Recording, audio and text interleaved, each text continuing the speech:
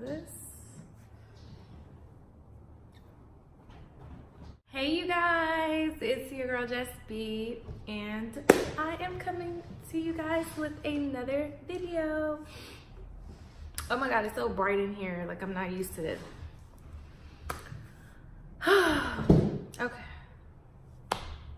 so you guys, I'm going to try my best to go through the series of events that led up to my car getting stolen.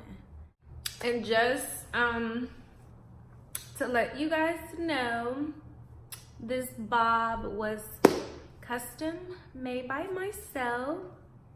I cut it myself and colored and put the whole shebang together. So you guys hit me up if you want your bobs made.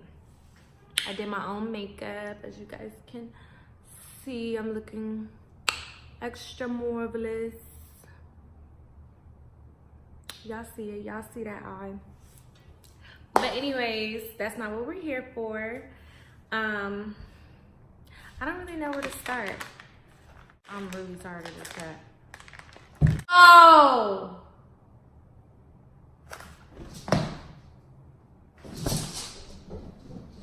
Oh, he get on my nerves. Y'all, I'm gonna be eating my favorite snack. It's the Ola sour lemon flavored plums. I know I have like weird taste buds, so that's what I'm doing. Oh, I don't normally do the sour one. So I had a 2014 at the time, a Dodge Avenger, and I've been through so much with this car. Like, that's why it's so difficult for me to even start the conversation or like recap, because I've been through a lot, a whole lot. Like, I probably could do like my first story time was the Judge Judy story time, which has already been uploaded. Make sure you guys check that out. And that story time was literally about the same car that I'm about to talk about. And I can actually do another story time after this one, like all traumatic incidents with this car. So mind you, I was I was in the middle of moving into my new place. I had moved to Moreno Valley from Torrance.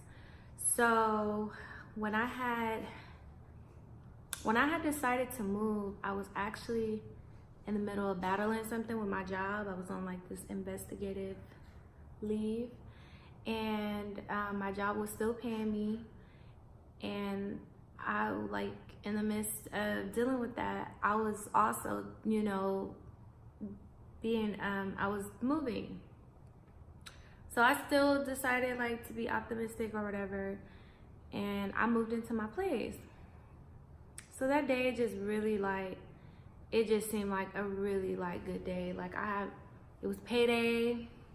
Not only was it payday, but it was the same day that I found out from my employer. Oh,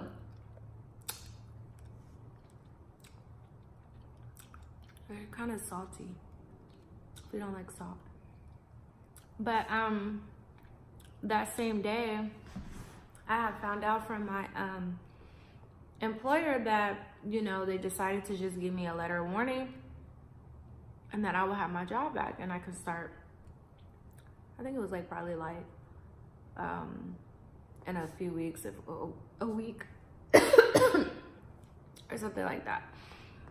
And so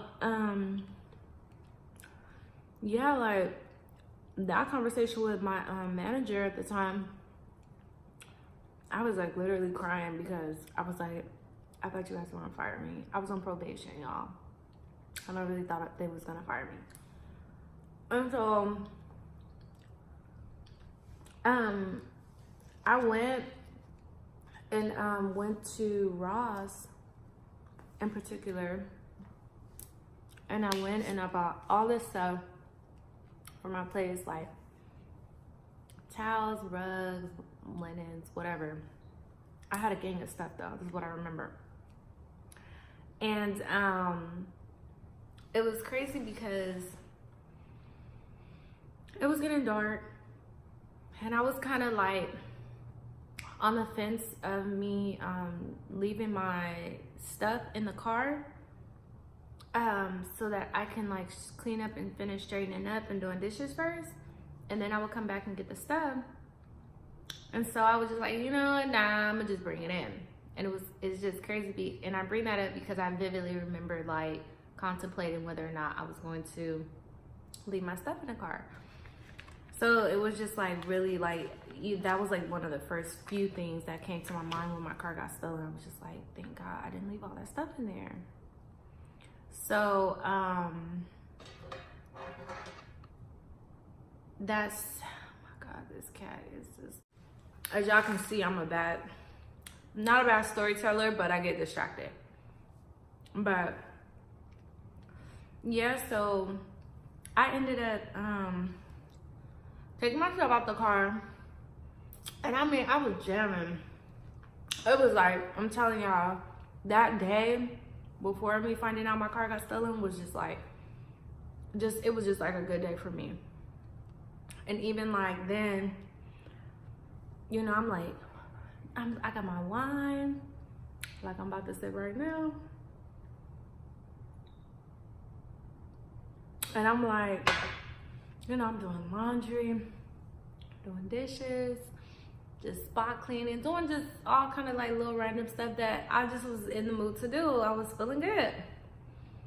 So I doing my laundry in particular, I decided, for whatever dumb-ass reason,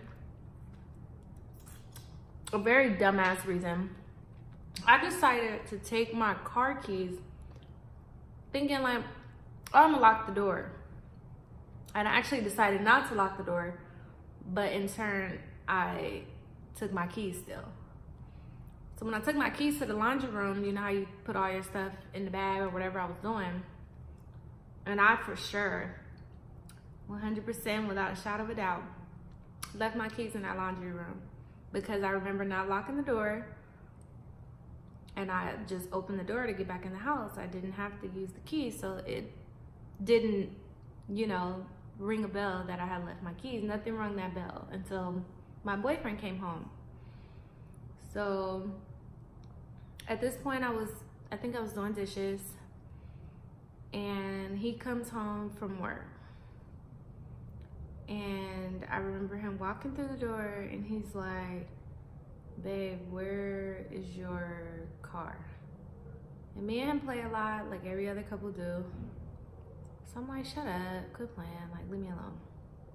He's like, no, deadass, your car is not outside.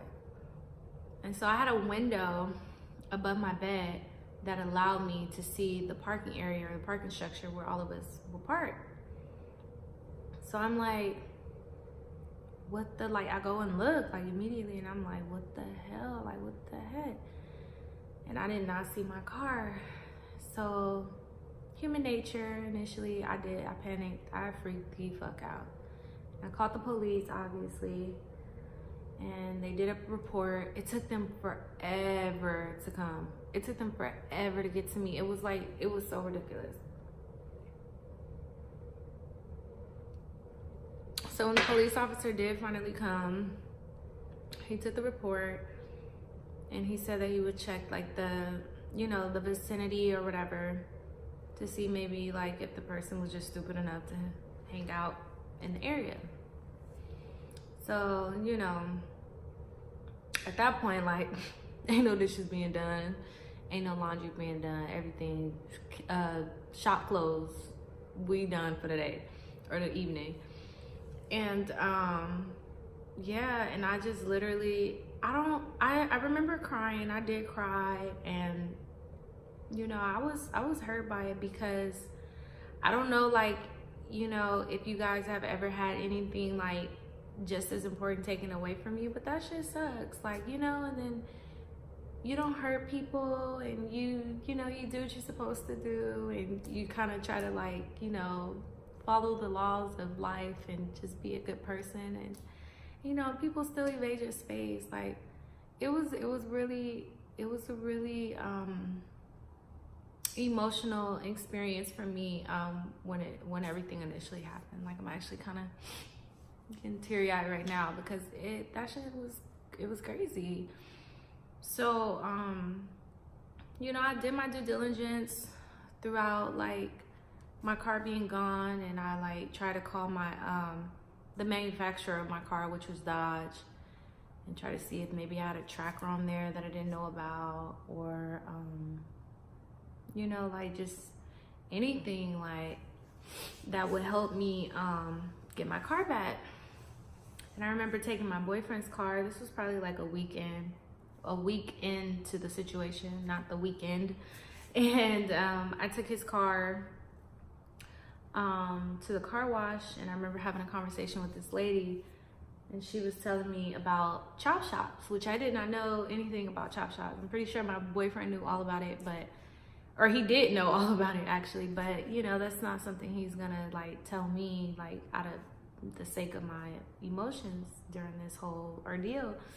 But yeah, the lady was just kind of, and she was white at that, and she's kind of just like, oh, yeah, hopefully they find it, because, you know, they dismantle those cars and they sell the parts, and it makes it really difficult for you to, you know, find it at that point. So, you know, at this point, you know, speaking to the lady, I was kind of being optimistic. You know, I was, you know, staying calm and trying not to overthink it, and do anything to myself emotionally that wouldn't help the situation. Like, it was no need of me crying, it was no need of me moping, it was no need of me overthinking the situation, and, you know, and really stressing myself out when that really wasn't gonna fix the situation. Like, you know, I just wanted to find my car. That was the bottom line. And I have a relationship with God. I'm not a perfect person, but I know him well enough to say that I can call on him and he'll be there. So that's exactly what I did, you know. I remember even my boyfriend specifically making a comment like, wow, like, you know, he was just like, you're really, really, like, handling this good, because he was like, I ain't gonna lie, if it was my car, I'd be flipping out. And I'm like, like, and the same thing I'm telling y'all is the same thing I tell him. Like, it's really no, like, what drain myself for what? Like, I'm not doing that. Like, I hate that feeling, and I was just like, I'm not going to that place. And so that is when okay, so there's a part of the story that I didn't share yet, which I should have, but my mom was actually a co-signer on my car, which I'm not ashamed to say that. Like, yes, she co-signed on my car. I got my car when I was like, what, 20 or whatever, 20, 21, 22 maybe. I don't think 22, but yeah, I was pretty young. So my mom, you know, she was willing to do that for me, and she did. And of course, I didn't want to tell her that my car had got stolen. Like, no, like, I was just kind of like in a situation where, you know, I was already like kind of handling it the way I wanted to handle it, and I just didn't want too many opinions. I didn't want people yelling. I just didn't want any negativity my way. And I knew, you know, rightfully that was what was gonna happen. I was gonna have to hear it from her, and I just wasn't in that place. Like, I just was like, I just didn't want to hear it. So I kept it to myself. Nobody knew my car got stolen. Nobody knew except for my boyfriend. Like, literally, like, not even a close friend. Nobody. God and my boyfriend were the only people that knew. And the only reason why he knew was because we lived together, and he's the one that told me that my car was stolen. But I was like, I'm not, like, nope, I'm not telling a whole bunch of people so everybody can give me their advice and tell me a whole bunch of stuff that I really don't need to hear. So back to my mom. So I did not tell her. So mind you, I had created a I created a Craigslist account and an Instagram for my car.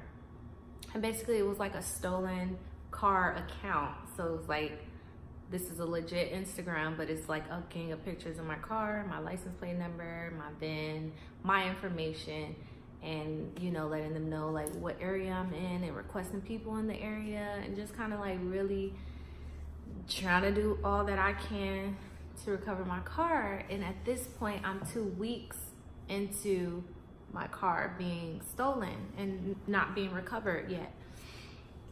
And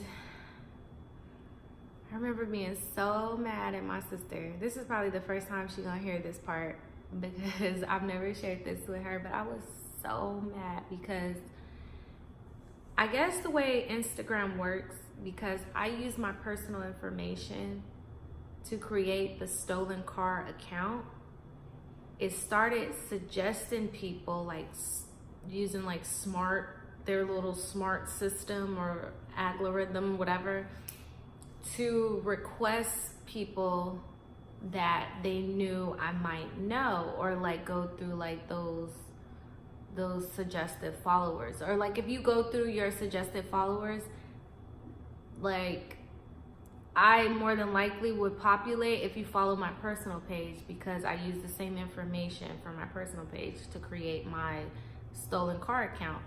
So all in all, my sister ended up coming across the stolen car page by looking at her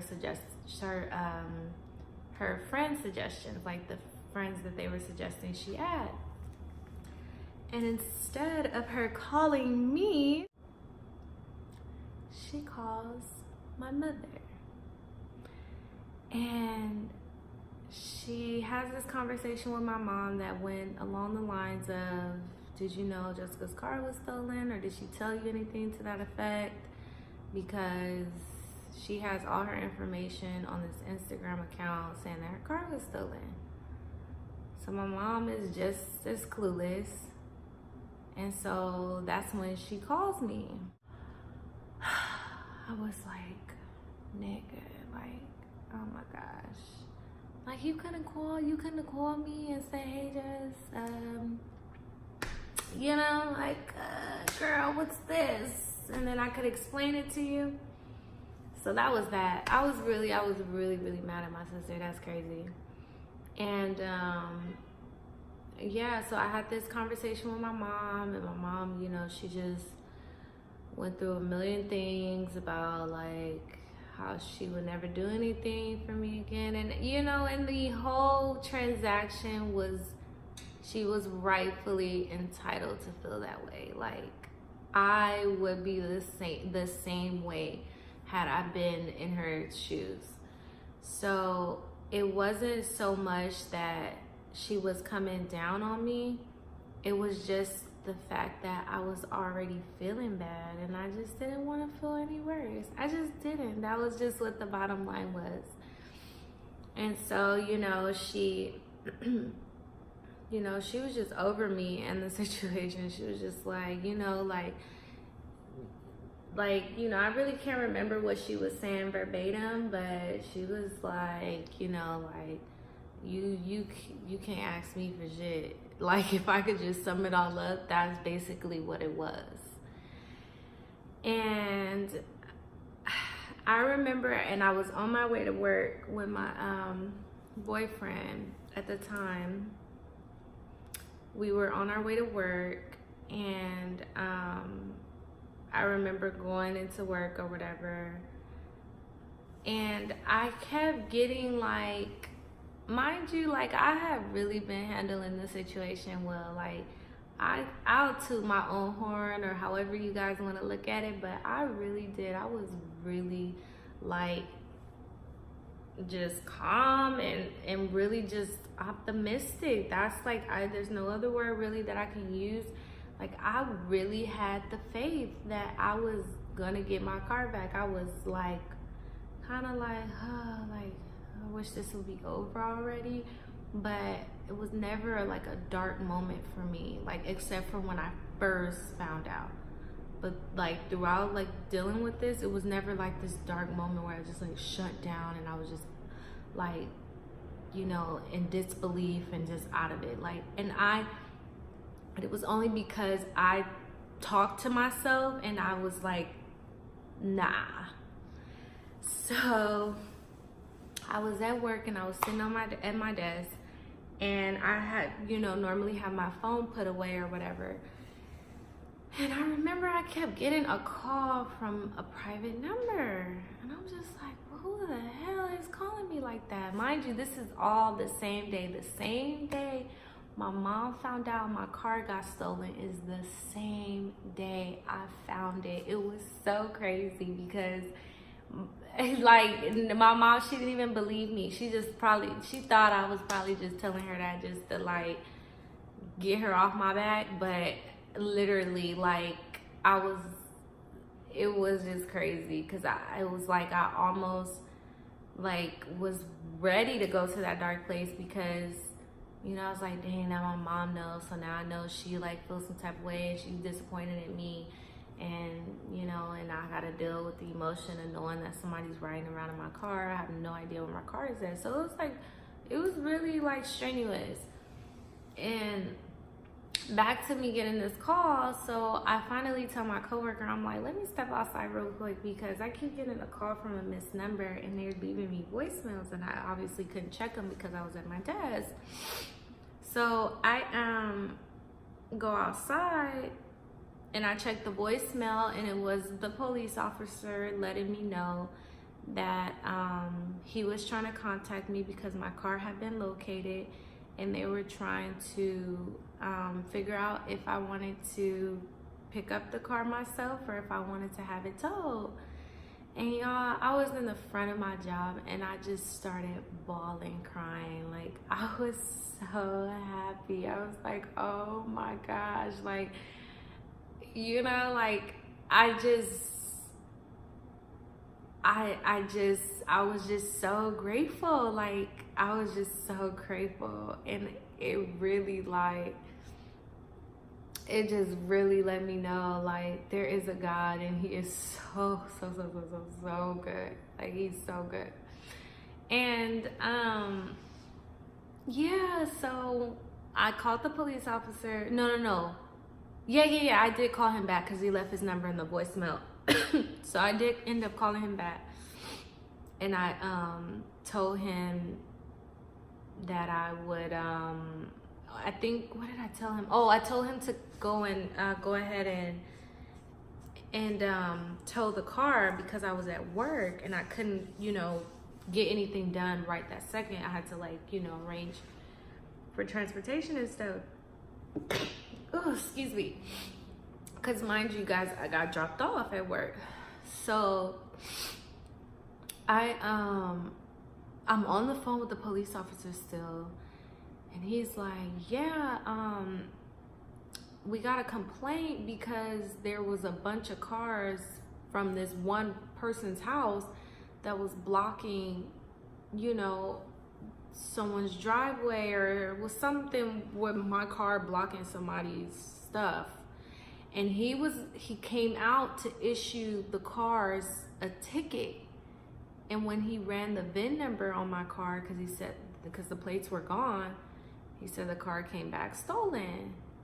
And I was just like, that is so crazy that somebody else just knew, like, I'm calling the police because you got these tickets and yada, yada, yada. I mean, you got these tickets. I'm calling the police because you got me blocked in or something. You know, probably just being an asshole, not even realizing that they're helping somebody on the other side of town, doing that person a big favor. Like, you just never know what you're doing for somebody else. So I don't know who that person is to this day, but shout out to you. Thank you for calling. And, you know, and yeah, that was great. So the guy who they, you know, had my car, he, you know, they had him detained or whatever. And they had a conversation with him about why he had a stolen vehicle. And he ended up saying that he ended up showing them text messages of the girl who dropped the car off. And so, you know, the girl was basically saying like, hey, like, are you almost done with my car? And I need to come pick up my car by this time. Like, she was super pressed about having her car fixed. And I'm just kind of like, wow. And to this day, like, I was interested in pressing charges on the girl. And I actually recently followed up on it, probably like a few months ago. And they said that they were having a hard time contacting the girl and she's non-responsive. They basically, without saying it directly, they're basically like, you got your car back, like, we're over it and you should be too. And, you know, and it's unfortunate, like, you know, I would have liked to see the girl pay, or whoever it was, pay for what they did, because, I mean, it was traumatic even after I got my car, like, just sitting in the passenger seat, not knowing, like, who the heck was sitting right here and what they were doing in my car. Like, it was just too much. It was a lot. Like, it was a lot for me. And so, I ended up calling my friend, Kinu, and she picked me up to go pick up my car. And when I picked up my car, you guys, like, good thing I had it towed, because they had like a trailer tractor tire in the front left. They had a donut on the right. They had a freaking, a tire with no rim on the other side, like in a flat on the other side. Like, it was just a hot ass mess. They took my battery out. They stole all my personal paperwork out the front, like, compartment of the car. Like, it was just weird. Like, they did some weird stuff to my car. Like, it was crazy. And so, yeah, so I ended up having to pay like almost $400 to get it from the tow company, because they towed it and they charged me a storage fee. And then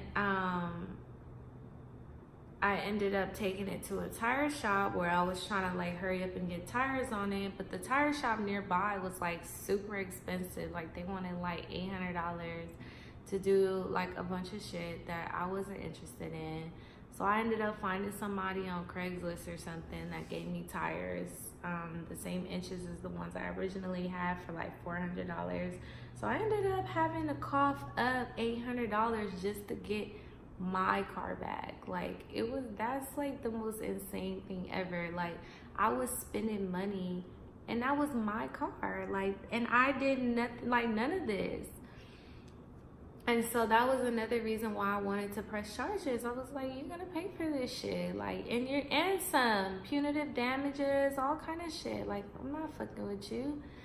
But unfortunately, the girl was never tracked down. And you know what? I'm actually over it. Like, as far as, you know, trying to pursue any legal action. Like, that person, whoever it was, girl or guy, like, their karma is gonna be there and it's gonna catch up to them. And I'm a firm believer in that. Like, they're not gonna just float in life and get away with shit like that. Like, you really violated someone's personal space, and you know, and it was just all around disrespectful. But you know, they have to answer to God, not me. So I'm just like, whatever at this point. But yeah, that's pretty much what happened.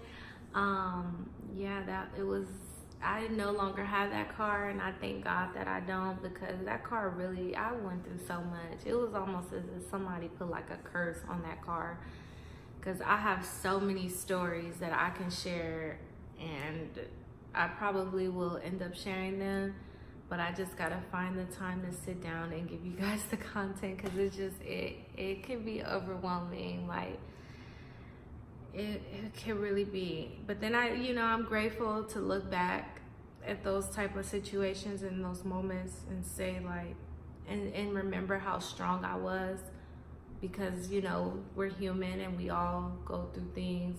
Every day is not gonna be the perfect day, you know, and it's moments like those that make me remember that I can be strong and I can fight through anything, and I can get through anything. I just have to, you know, just keep stumping ground and keep going, always, always, always, and never let anybody dictate or change or vex your spirit. Thank you guys, as always, for watching my videos.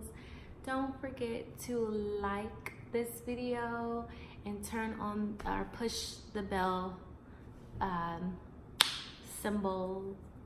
signal notification icon so that you can always be updated on when videos go up on my channel.